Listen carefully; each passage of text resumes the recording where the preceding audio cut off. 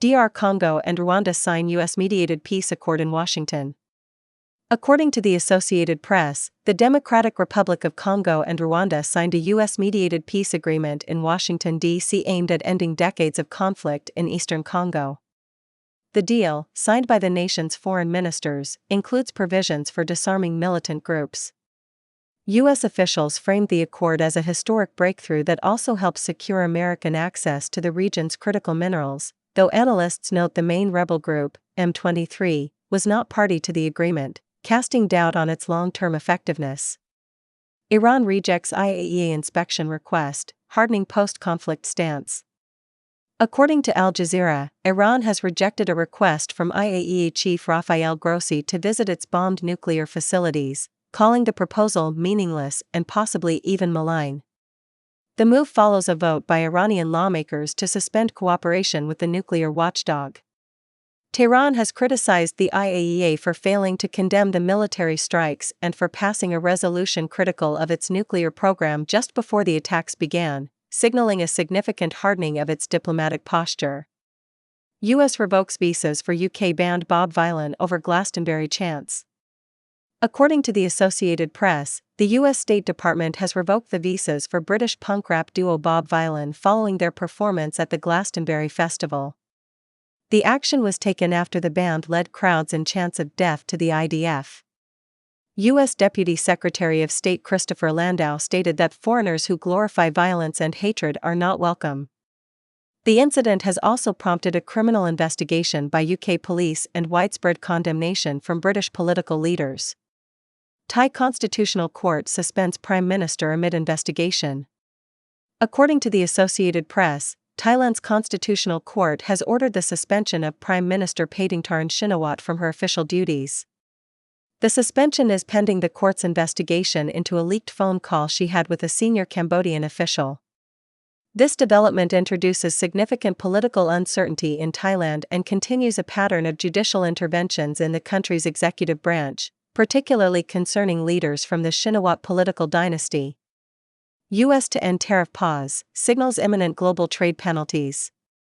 According to the Associated Press, the Trump administration has confirmed it will not extend a 90-day pause on global tariffs beyond its July 9 expiration.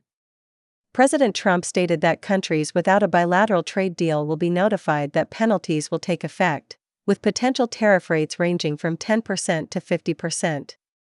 This move signals an end to the temporary trade truce and the formal implementation of a broad, protectionist U.S. trade policy, increasing the risk of global trade U.S. tariffs, seeking key sector exemptions. According to Bloomberg, the European Union is preparing its negotiating position ahead of the U.S. tariff deadline, indicating a willingness to accept a universal 10% tariff on many goods.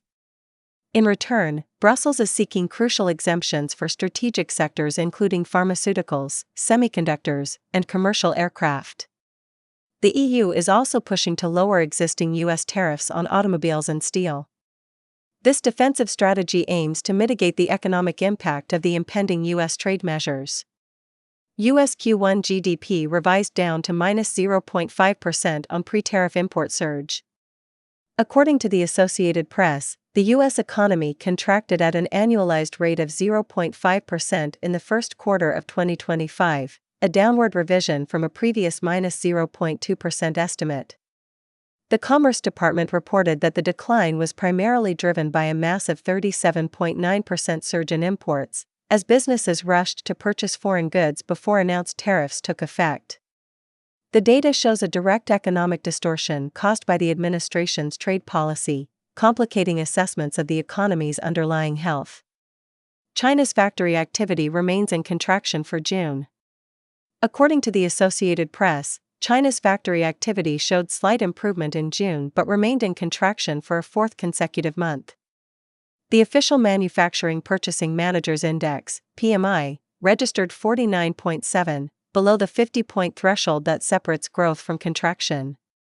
This data, combined with ongoing consumer price deflation, points to persistent weakness in domestic demand and highlights the economic challenges facing Beijing amid global trade uncertainties.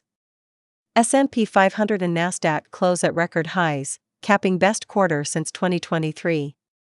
According to Reuters, the S&P 500 and Nasdaq Composite closed at record highs, with the S&P 500 finishing at approximately 6,173.07. The rally capped the best quarter for the major indexes since late 2023, representing a strong rebound from an April slump. Investor optimism is reportedly fueled by hopes for new trade deals and potential Federal Reserve interest rate cuts, creating a notable divergence between bullish market sentiment and recent data showing a Q1 economic contraction. Technology developments. Apple considers OpenAI or Anthropic partnership to overhaul Siri. According to Bloomberg, Apple is in discussions with AI firms Anthropic and OpenAI to potentially use their technology to power a future version of its Siri voice assistant. This marks a major strategic shift for Apple, which has historically relied on in-house development for its core software. The move is reportedly driven by the need to accelerate Siri's capabilities to better compete with rival AI assistants, acknowledging that its internal models have fallen behind in the generative AI for TikTok's U.S. operations. According to the Associated Press, President Trump has announced that a group of very wealthy people has been found to acquire TikTok's U.S. operations, with an official announcement expected in about 2 weeks. The deadline for parent company ByteDance to divest has been extended to September 17. However, Trump acknowledged that any final deal would likely require approval from the Chinese government, leaving the ultimate fate of the popular social media app uncertain. Microsoft unveils AI tool it claims outperforms doctors in diagnosis. According to CBS News, Microsoft has announced a new artificial intelligence tool, the AI Diagnostic Orchestrator, MAIDXO, which it claims can diagnose complex medical cases 4 times more accurately than human physicians.